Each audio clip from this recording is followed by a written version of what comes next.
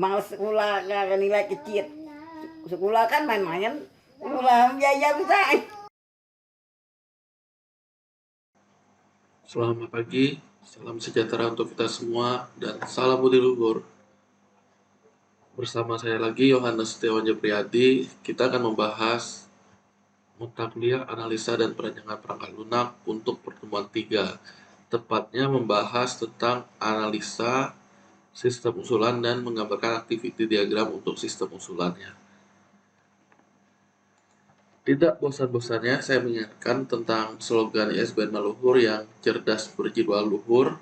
Nah, jadi kalau kalian belum memahami apa maknanya, silakan dibuka lagi di pertemuan pertama dan pertemuan kedua video yang sudah saya upload. Nah, untuk kegiatan perkuliahan kita ada 3 platform ini, harap kalian mengikuti ketiga-tiganya. Oke, dibilang tiga-tiganya berarti tiga-tiganya penting ya. Walaupun kita lebih seringnya nanti koordinasi dan diskusi ada di Telegram channel dan Telegram group. Untuk tugas, seperti yang sudah saya sampaikan dari pertemuan pertama sampai pertemuan ketiga ini, kalian cukup menyimpulkan materi tiap pertemuan. Jadi, yang saya sedang merekam video sekarang, inilah yang kalian tonton, kalian rangkum. Itulah yang kalian simpulkan. Kemudian ada UTS, yang pasti individu, terkait dengan materi UML. Apa soalnya, apa gambarannya, kisi-kisinya, ya sabar. Nah, kemudian UAS, jangan lupa, di sini saya mengingatkan lagi, UASnya akan berupa presentasi kelompok, mulai dari pertemuan ke-9. Nah, nanti maksimal satu kelompoknya 3 orang. Teknisnya sendiri nanti kita akan bahas lebih lanjut. Yang pasti kalian diminta siapkan saja orang-orangnya dulu di tim kalian. Kita lanjut. Untuk nilai kehadiran, ini saya sampaikan terakhir karena sudah 3 pertemuan berjurut yang saya sampaikan. Untuk nilai kehadiran kalian yaitu nilai absen, kalian cukup login di github.com dengan akun kalian yang sudah pernah dibuat dari pertemuan pertama. Kayak saya ini ya, login di github.com, nanti masuk di halaman ini, halaman utamanya. Kemudian bukalah repositori Sandur RPL, ada di bagian kiri ini. Cari yang Sandur RPL kita, klik.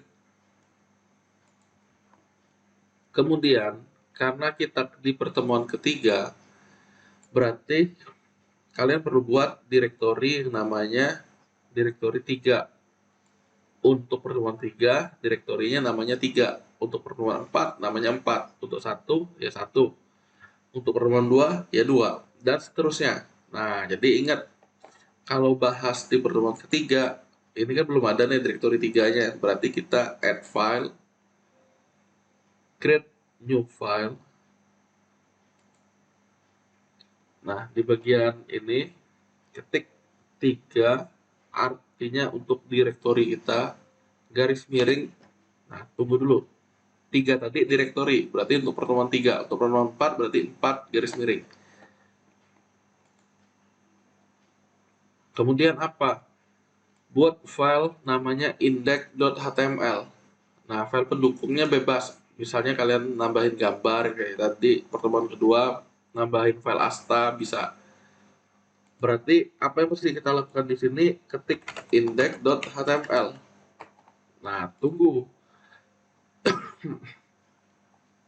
Isinya apa? Index.html ini akan saya cek status kehadiran. Kalian cukup mencantumkan NIM nama lengkap kelompok. Nah, NIM nama lengkap kelompok. NIM sama dengan 17.115.00.111. Nama lengkap misalnya Afra Tantiara, kelompok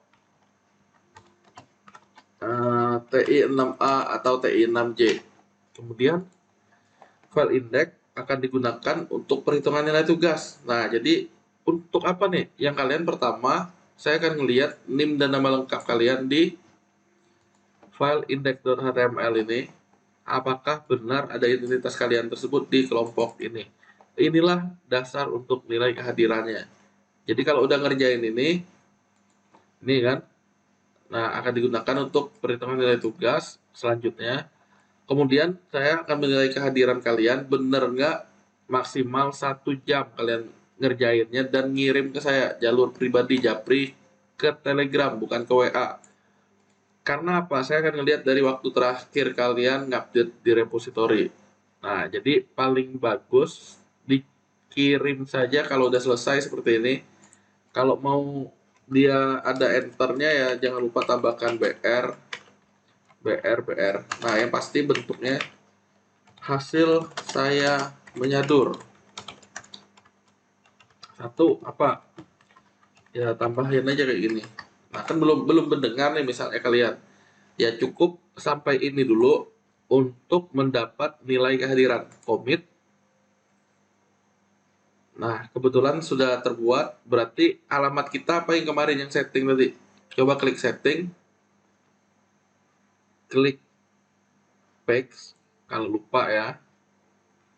Nah, ini your site is ready to be published at alamatnya apa? Coba kalian buka. Ceritanya tadi kita baru bikin folder 3, berarti 3 garis miring. Nah, udah ada nih. Inilah dasar untuk absen kalian. Silakan copy linknya. Linknya di atas ini ya URL-nya. Oke, kirim ke saya Japri melalui Telegram. Paling lambat kapan? Paling lambat maksimal 1 jam setelah perkuliahan ini berakhir. Tiap pertemuan kayak gitu. Itu untuk nilai absen. Tapi kalau udah selesai jangan ditunda-tunda. Nanti lupa, bablas. Oke, dianggap kalian gak ngikutin. Jadi segera kirim ke saya linknya lagi URL-nya ini. Oke, kalau sudah untuk nilai tugas sama login di GitHub tadi, buka repository, kalian dengarkan, pahami, simpulkan apa yang saya bahas, kemudian upload ke ini masih sama nih index tadi. Nah, saya akan ngecek isi file kesimpulan kalian itu untuk menentukan berapa besar nilai tugas yang kalian peroleh. Jadi, kalau yang pertama tadi adalah nilai kehadiran dari identitas kalian di file index, tapi ingat ada batas waktunya maksimal 1 jam. Yang kedua, isi file kesimpulan. Karena apa? Tadi itu kan hasil saya menyadur baru 1. Berarti apa? Kalian diminta menyadur. Nah, serunya ini. Saduran itu saya kasih batas waktu maksimal sebelum perkuliahan berikutnya dimulai. Ingat, dilihat dari tanggal terakhir kalian mengupdate file itu. Karena apa? Nanti kelihatan file itu terakhir diupdate jam berapa, tanggal berapa. Kita lihat nih ya. Nah, kayak gini nih, 2 menit yang lalu. Berarti dari 2 menit yang lalu, 3.23 berarti 3.21. Nah, kayak gitulah dilihatnya. Nah, di sini, oke, kalian pastikan mengerjakan, pahami, kerjakan. Boleh nggak agak santai ya, boleh waktunya 1 minggu. Nggak mungkin nggak selesai kalau dikerjain. Intinya 1 hari pun pasti selesai kalau kalian ngerjain. Oke, kita lanjut ya. Sesuai rencana pembelajaran, pertemuan ketiga ini kita akan bahas tentang analisa sistem usulan yang terdiri dari analisa solusi dari sistem yang diusulkan, analisa proses bisnis sistem yang diusulkan, activity diagram untuk memodelkan sistem usulan. Mirip dengan pertemuan kedua, bedanya kali ini yang usulan. Nah, kelanjutannya, kalau kita baca studi kasus yang kemarin, kita udah bikin nih activity diagram proses bisnis yang berjalan, di mana konsumen harus datang ke toko untuk menanyakan suku cadang yang dia butuhkan. Kebetulan kasusnya di toko suku cadang alat-alat untuk motor. Pelayan tokonya, nah datang ke toko menanyakan mau suku cadangnya apa, menyampaikan ini. Intinya dia pasti nanya lah. Sebagai pelayan yang ramah itu menanyakan, menyampaikan. Intinya prosedurnya kalau kita lihat berbelit-belit, tapi kenyataannya memang seperti ini rata-rata. Kalau sudah menyampaikan, dia akan nyari pelayannya, ada nggak di etalase dan di gudang. Kalau tersedia, ini kalau jalan lurus semua ya. Nah, dia jalan menyampaikan, mencari suku cadang yang dimaksud. Kalau ada, nanyakan apakah nih yang diinginkan. Dia memberikan keputusan, ya sesuai. Baru dibuat nota. Habis itu apa? Buat nota kalau kelanjutan ya, yang benar-benar lagi, karena kita baru bahas pemesanan, ceritanya kan berhenti sampai buat nota ya, bahasnya baru pemesanan, buat nota, bayar, habis bayar ngapain, ada kembalian nggak, panjang sebenarnya ceritanya kalau dia penjualan. Nah, karena ini judulnya hanya pemesanan, ya dia berakhir di membuat nota. Makanya proses bisnisnya sampai di membuat nota. Nah, kita lanjut nih. Usulannya gimana? Nah, sebenarnya scope-nya ya tergantung yang dari kita tentukan. Kalau mau sampai penjualan, berarti bukan sekedar pemesanan yang dibahas, melainkan sampai ke pembayarannya. Nah, dalam hal ini, berhubung judulnya, scope-nya sampai ke pemesanan, berarti dia nggak bahas tentang pembayaran, sampai si pelayan toko membuat nota. Mau dia bayar apa enggak, belum tahu. Yang pasti dia nanya, bener nggak barang ini? Benar, dibuat nota. Udah, selesai. Kalau sudah bahas pembayaran, sekali lagi, itu sudah bahas di penjualan. Kita lanjut. Untuk analisa sistem usulannya, ngapain aja? Yang bersangkutan di sini untuk studi kasus yang kita bedah, dia bilang, berdasarkan hasil analisa pada sistem yang berjalan, sistem yang diusulkan diharapkan dapat memberikan solusi permasalahan pada sistem berjalan. Yaitu ngapain?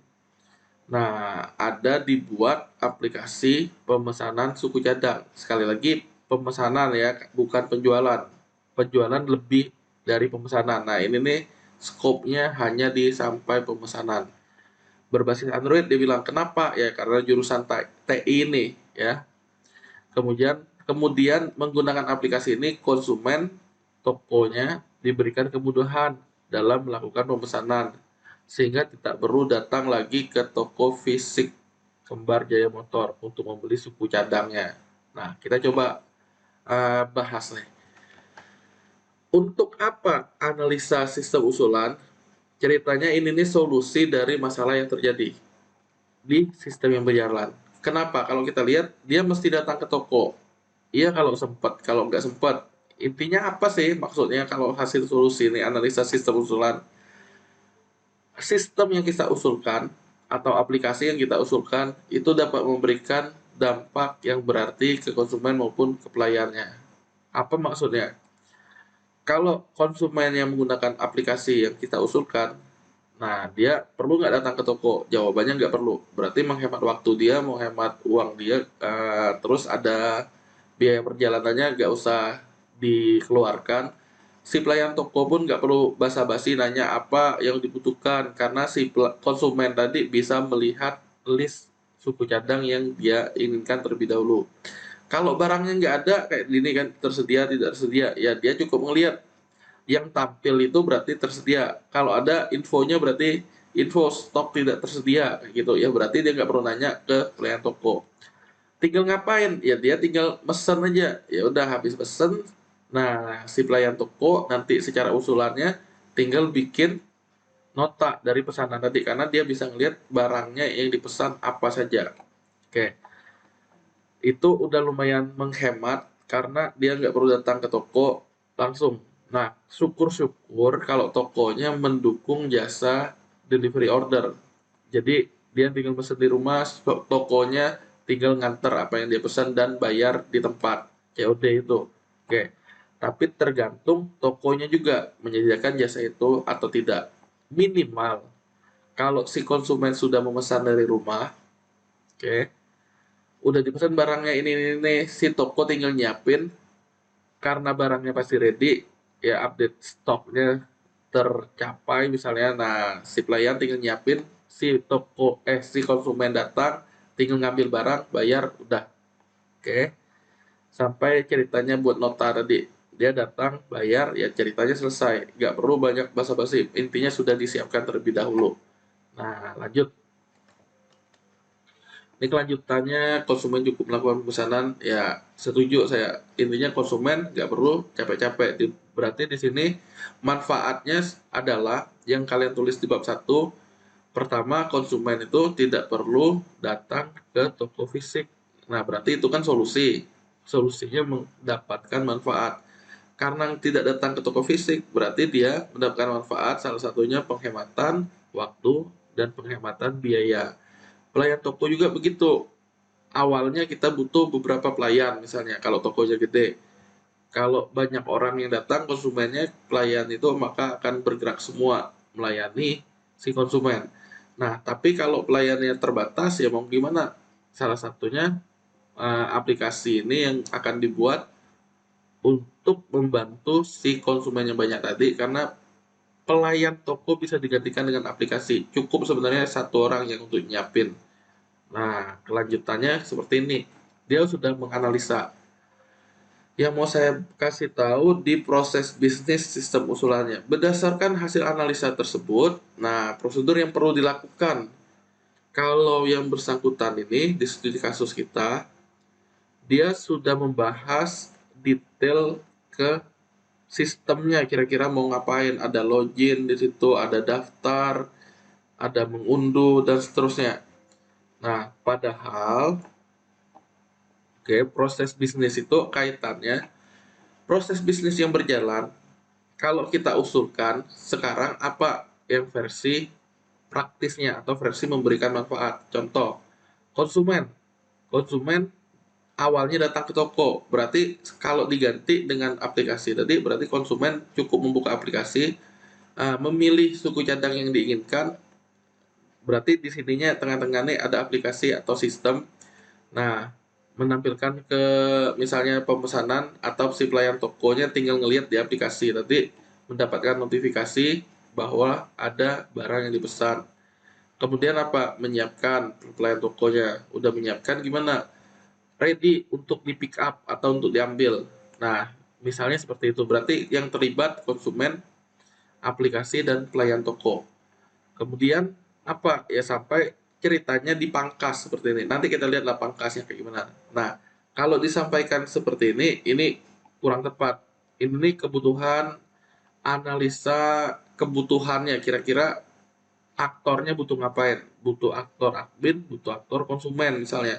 Adminnya bisa ngapain? Login, bisa ngapain? Ngelihat data pemesanan, ngelihat apa lagi konsumennya, bisa mesen dan seterusnya. Kurang tepat, tapi akan coba kita bahas nanti. Nah, di sini digambarkan untuk adminnya, dia buka sistemnya. Habis itu ngapain? Saya coba gedein. Habis itu nampil halaman login. Habis login ngapain? Ngeklik ini data konsumen, tampil ini. Ngeklik ini, tampil ini. Nah, kalau kita gambarin kayak gini kurang tepat. Karena dia dianggap apa kurang tepat? Secara teori, kalau kita activity diagram digunakan untuk apa? Rata-rata orang itu akan ngasih untuk menggambarkan proses bisnis. Oke, bukan menggambarkan urut-urutan pada formnya atau pada halamannya. Nanti ada yang namanya sequence diagram untuk membahas urut-urutan pada form atau pada suatu halaman, kira-kira aktornya ngapain. Nah, dalam hal ini activity diagram digunakan untuk beberapa aktor. Sama ya kayak gini ya, tujuannya menggambarkan proses bisnis dan urutannya. Oke. Terus ada lagi sama untuk menggambarkan alur kerja atau aktivitas sistem, bukan detail pada sistem. Contohnya halaman login ngapain, itu tidak kita gambarkan di activity diagram. Nanti digambarkannya menggunakan sequence diagram. Nah, activity diagram hanya untuk aktivitas sistem. Sama, rata-rata bilangnya seperti itu, proses bisnis dan urutan aktivitas. Siapa-siapa yang terlibat pada sistem itu. Kita coba bahas lagi. Ini menampilkan halaman suku cadang, bukan kita lewatin ya. Kemudian ada ngunduh, nah bisa nih, kalau lewat ini konsumen, aplikasi, satu lagi si pelayan. Nanti kita coba gambar. Intinya kalau kita gambar seperti ini, dia agak kurang tepat, karena ini sudah masuk benar-benar ke sistem, dalam hal sistem aplikasinya. Padahal kita hanya bahas sistem atau cara kerjanya, bagaimana kalau kita usulan. Nah, lanjut sampai halaman daftar, cek pendaftaran. Sebenarnya ini tidak perlu dibahas di activity diagram, nanti baru kelihatan di sequence-nya. Nah, kita perlu ngapain sekarang? Coba kita rangkum. Nah, yang digunakan tetap Astra Community. Filenya bisa buka file yang pertemuan kedua kemarin, yaitu activity diagram. Silakan dibuka.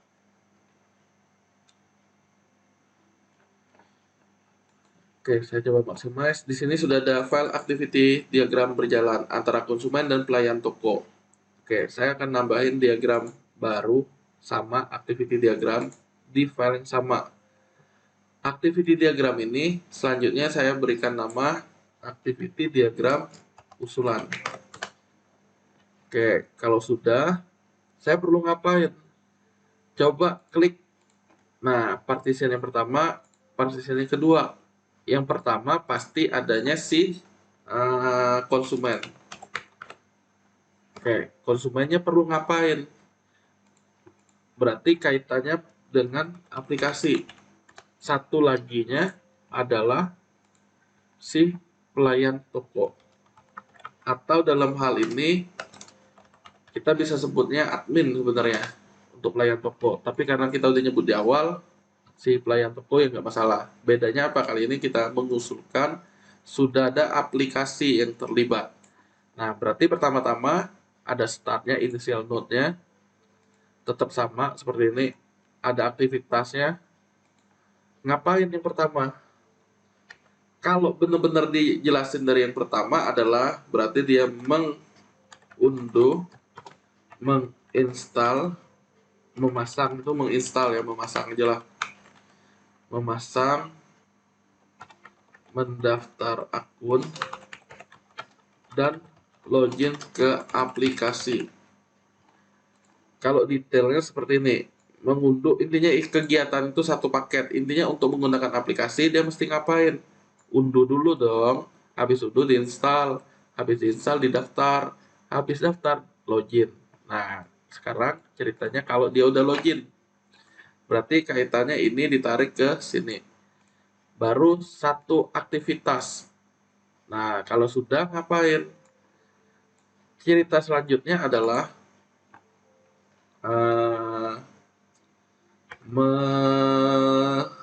melihat katalog suku cadang pada aplikasi ya tentunya ini ya, dan memilih suku cadang yang diinginkan.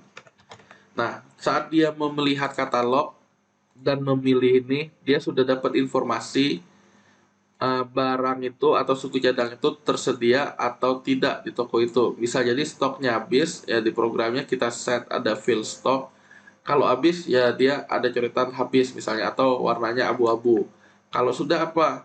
Kalau sudah melihat dan memilih berarti terakhirnya dia akan yang namanya melakukan check out, yang pentingnya membuat pesanan dalam kurung check out. Istilah kita kan kalau ada nambah-nambah itu yang di sini milih-milih itu nambah ke keranjang. Tapi itu teknisnya kalau di sistemnya, yaitu yang saya bilang tadi di sequence diagram. Nah, di sini dia apain? Kegiatannya. Jadi kalau orang baru, Pak, Bapak silakan mengunduh dulu. Ini activity diagram tuh sama seperti SOP-nya sebenarnya. Kegiatannya ngapain? Unduh, pasang, daftar, login. Habis itu lihat-lihat dulu, pilih. Habis itu ngapain? Membuat pesanan dengan cara check out.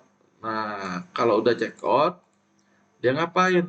Berarti kaitannya di aplikasi. Memproses data pesanan, aplikasinya memprosesnya dan menampilkan notifikasi ke pelayan toko pastinya. Kita lanjut ya. Dia buat pesanan. Membuat pesanan check out. Udah check out gimana si aplikasi? Memproses data pesanan dan menampilkan notifikasi pesanan ke sistem pelayan toko. Nah, intinya si pelayan tokonya yang bisa melihat notifikasi kalau ada pemesanan yang baru masuk. Bisa kata-katanya seperti ini. Kalau kurang gede, gedein. memproses data pesanan, dan menampilkan notifikasi pesanan ke sistem pelayan toko. Oke, aplikasinya nanti memproses yang dia ini, berarti lanjut ke sini, klik kanan, line style, right angle-nya pilih. Nah, seperti ini ya. Oke, masuk ke sini, habis itu ngapain? Proses sudah, nampilin notifikasi sudah. Selanjutnya ngapain? Si pelayan toko tentunya akan melihat notifikasi tadi. Kalau mau lebih pendek, ini nih bisa dihapus. Karena apa? Mereka harusnya terlibat di dalam satu sistem. Menampilkan, memproses data, menampilkan notifikasi. Sudah selesai ditampilkan. Berikutnya diapain? Si pelayan toko tentunya akan menyiapkan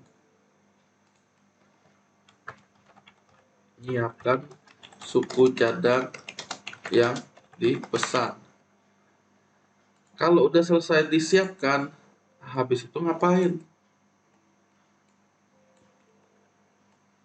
Nah, udah dibikin seperti ini, tarik garis, udah disiapkan. Kalau banyak ya dia akan berulang menyiapkannya. Kalau udah selesai ya asumsinya kegiatan selanjutnya si pelayan toko akan membuat nota dan mengupdate status suku cadang, status pesanan suku cadang siap diambil atau pick up.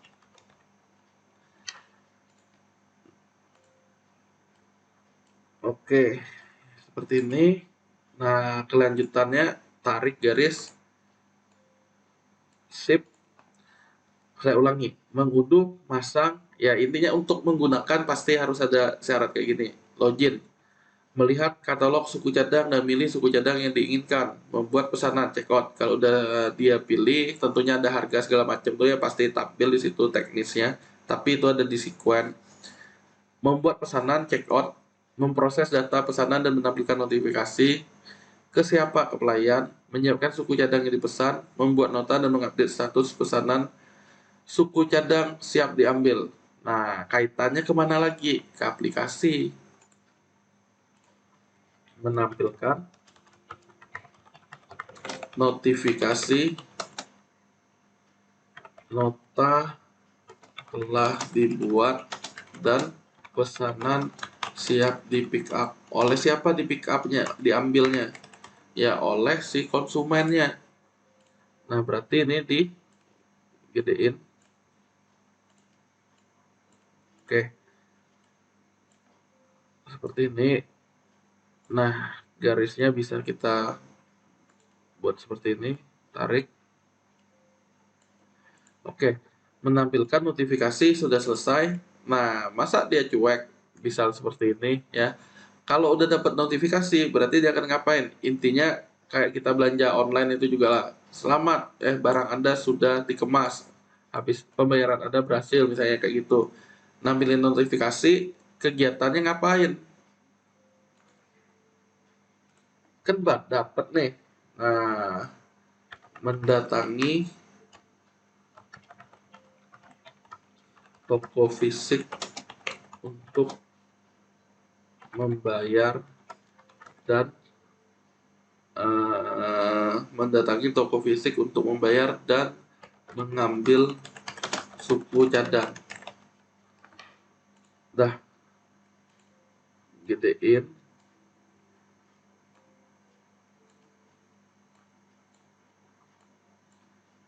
tarik garis lagi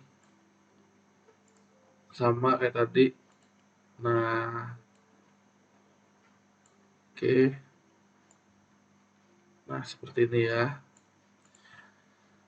Ceritanya udah buat nota tuh dalam artian secara sistem ya, dia akan generate, oke, nota harganya segini, udah. Harusnya sih sistemnya pun bisa otomatis karena saat dia buat pesanannya dia sudah tahu gambaran harganya berapa. Buat nota itu pun dalam hal ini bisa dicetak oleh pelayan toko.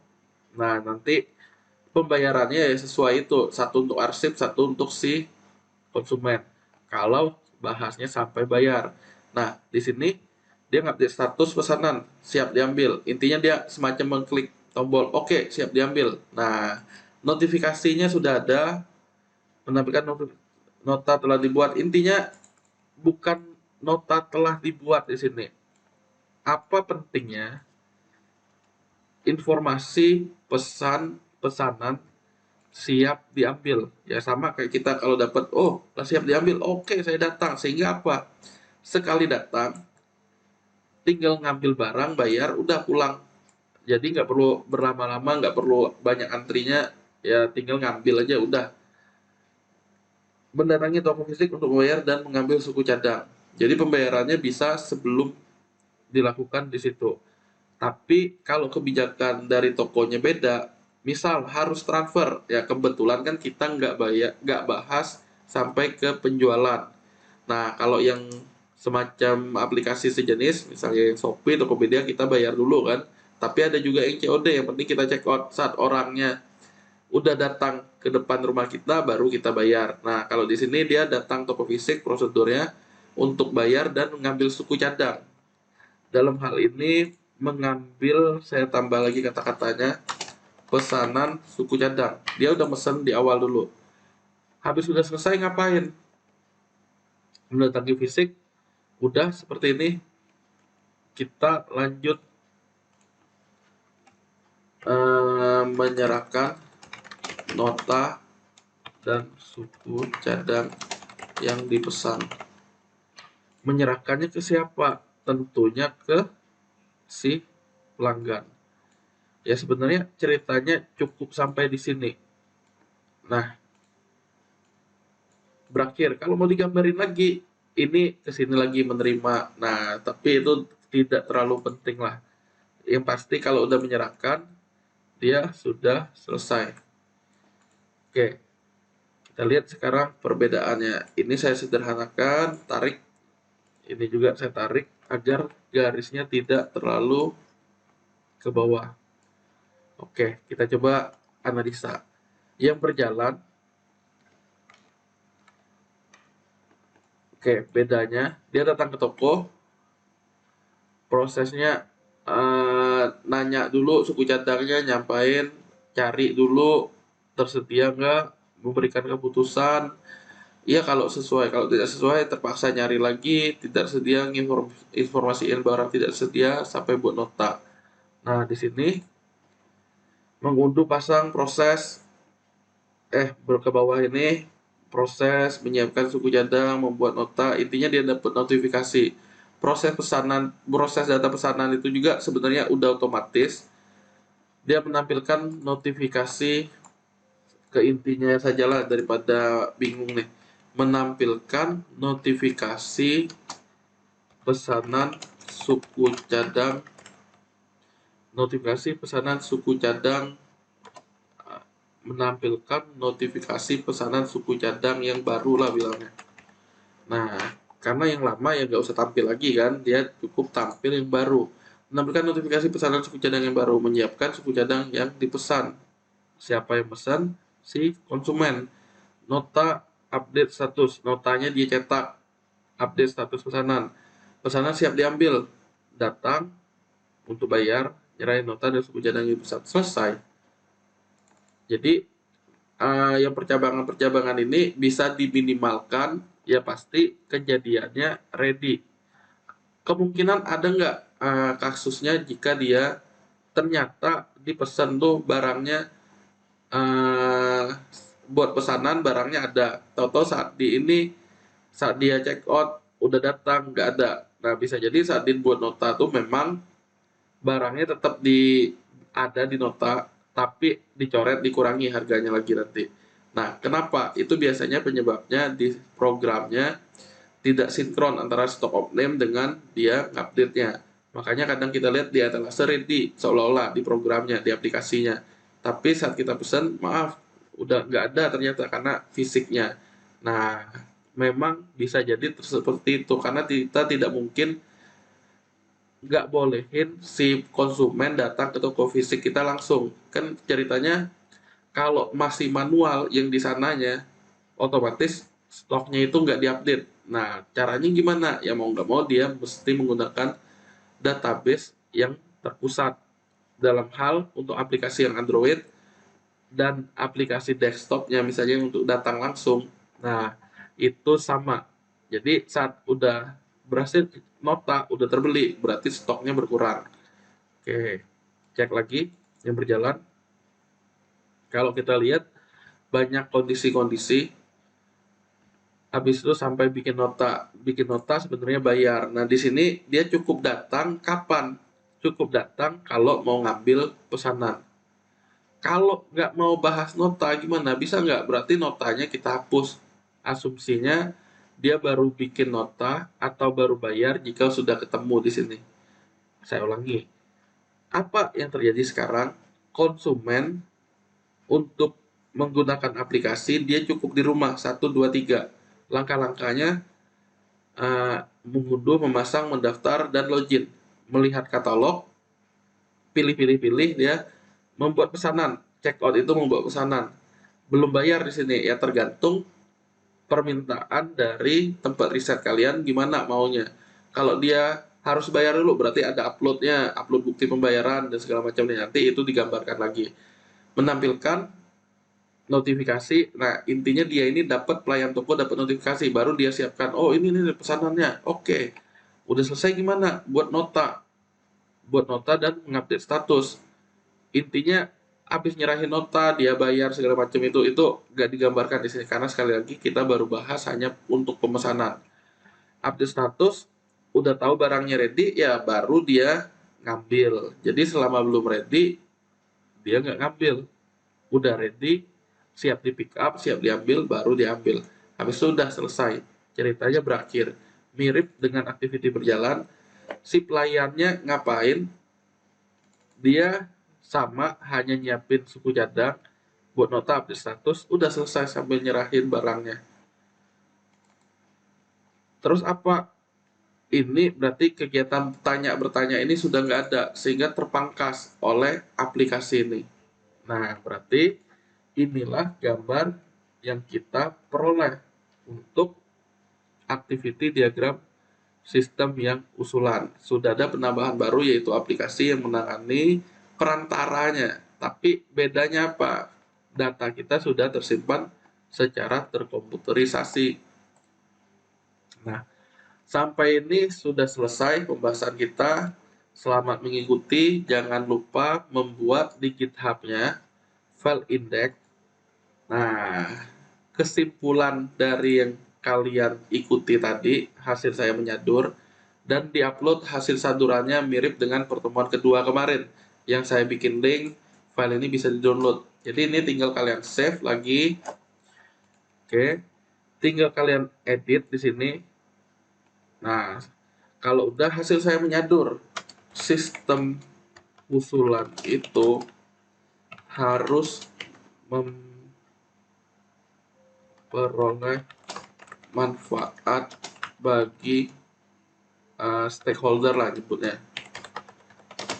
Misalnya pelayan toko dan konsumen. Manfaat di sini biasanya untuk memudahkan atau memangkas proses bisnis. Nah, activity diagram digunakan untuk menggambarkan proses bisnis, bukan detail pada suatu halaman. Detail suatu halaman digambarkan menggunakan sequence diagram. Nah, kayak gitu ya. Nanti berarti BR lagi di sini. BR. Kalau ada yang ketiga, silakan kalian intinya lengkapi lah. Ini saya cuma contoh. Nah, berarti BR, BR, BR. Hasil image-nya hasilnya ya. Image source sama dengan width 100%, misalnya saya bikin di sini. Source-nya apa? Ada file namanya activity diagram usulan, misalnya saya namain kayak gini .jpg lah. Saya save, download file latihan asta, berarti ada linknya di sini. Pakai ref sama dengan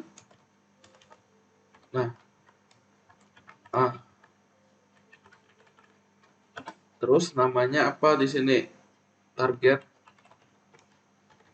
blank. Href-nya apa? Tadi itu nama filenya apa di Asta tadi ya? Ad berjalan.asta, tapi kali ini foldernya folder 3. Kita cek. Nah, udah. Dua macam ini kita akan upload ad usulan dan ad berjalan. Kalau sudah commit. Nah, balik ke folder 3. Add file, upload. Apa yang diupload? Asta berjalan pasti 1 untuk di folder 3 nih. Di ini aja dulu. Kita butuh sekarang yang namanya gambarnya. Nah, gambar untuk activity yang usulan ini. Namanya apa tadi ya? Saya coba buka 3 ad index ini, saya buka. Namanya adalah ad usulan.jpg. Berarti kita mau dapetin gambar ini kan? Terus gimana? Ada nggak di export atau save as untuk milih gambarnya apa? Di sini kan nggak ada nih. Sebenarnya di pertemuan kedua kemarin sudah saya sampaikan. Kita tinggal ngapain? Nah, export nggak ada katanya. Oh, print nggak ada. Print ini ngeprint. Berarti ngapain? Ctrl A, klik kanan, copy ke clipboard. Oke.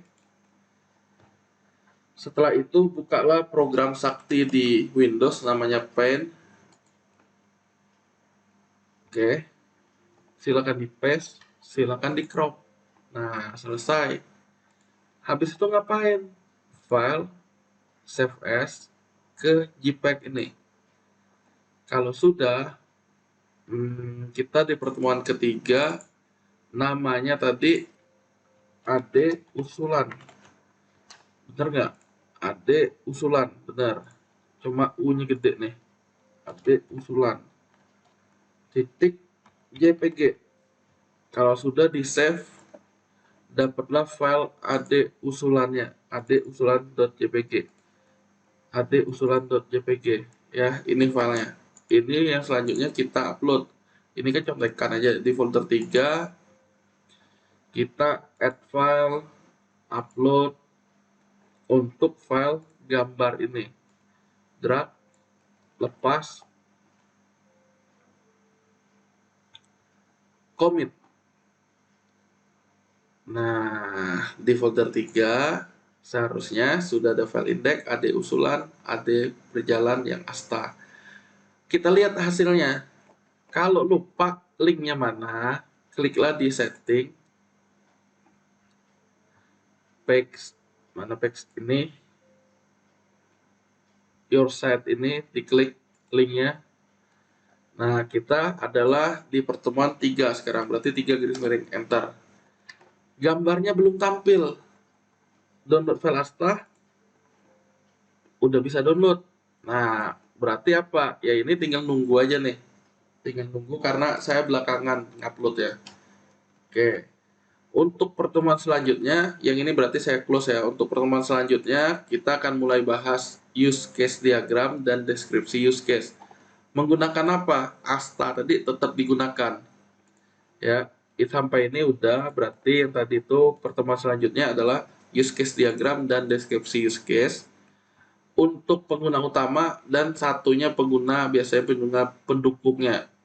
Pengguna utama siapa? Targetnya kalau kita ini yang tadi yang baru dibahas pemesanan adalah si pelanggan. Use case untuk pengguna siapa? Berarti si adminnya, ya pengguna admin. Admin ini siapa? Pelayan tokonya. Nah, jadi ada untuk pengguna utama yang disebut konsumen. Pengguna admin adalah pelayan toko. Ini saya tutup, ini teorinya, teori pendukung. Sambil saya menunggu yang GitHub tadi, kita coba reload lagi. Ternyata dia belum muncul juga. Saya coba dari Paxos sambil buka AD usulan. Masih not found. Oke, AD usulan. Di sini harusnya dia sambil menunggu aja ya. Intinya sih nanti tetap tampil. Cuma dia memang terkendala waktu. AD usulan titik JPG. Nah, ini kan gambarnya nih. Kelas berat AD usulan. Ada alamatnya kalau mau di-insert langsung. Tadi itu saya bikinnya pakai apa ya? Image source AD usulan.jpg. Di sini AD usulan.jpg. Kalau mau lebih lengkap, bisa kita ambil URL-nya ini. Daripada dia not found terus, ya, nggak ada hasil. Saya coba mengedit nih sekarang. Ini saya balik ke folder 3, file indexnya. Nah, saya coba tembak langsung, bukan nyebut file ini, melainkan alamat yang sudah jadi URL. Apa URL-nya? Saya paste. Sayangnya di GitHub nggak bisa langsung hasilnya dilihat, pasti ada delay. Ya mau nggak mau kita jurus copy begini. Ini pun kadang nggak langsung terpanggil. Saya coba lagi lah, siapa tahu dia udah tampil. Ternyata belum. Ya udah, commit udah berubah alamatnya. Nah, saya perlu ngapain di sini? Ini saya coba tinggalin aja nih. Ini saya tinggalin, harusnya saya reload. Kalau udah benar ya, dia bukan AD usulan lagi, melainkan mengikuti indeks yang ada row seperti ini. Saya coba. Intinya selama dia belum terupdate ke file yang baru, berarti dia masih proses tampilnya atau proses delay-nya. Nah, saya udah reload berkali-kali, tapi belum tampil juga. Ya mau nggak mau kalian dicoba aja nanti, harusnya sih udah tampil nanti. Jadi halaman ini, nah kebetulan baru tampil sekarang. Ini AD usulan awalnya, sekarang jadi row yang kelas berat AD usulan.jpg. Jadi salah satu triknya adalah ngambil URL dari gambar itu sendiri yang saya klik kanan tadi. Sekarang dia udah tampil. Hasil yang saya buat 1 2 3, kalau ada angka 3 ya tambahin dan seterusnya. Jadi untuk yang ini adalah nilai absen, kehadiran, nilai sadur kalian, nilai tugasnya. Nah, gambarnya apa? Habis itu download file astanya, hasil kalian latihan apa. Udah berhasil di-download sama gambarnya udah. Nah, sekian pembahasan kita untuk pertemuan ketiga. Selamat mengikuti, semoga sukses, selamat pagi, dan salam budi luhur. Males sekolah karena nilai kecil. Sekolah kan main-main. Sekolah biaya bisa.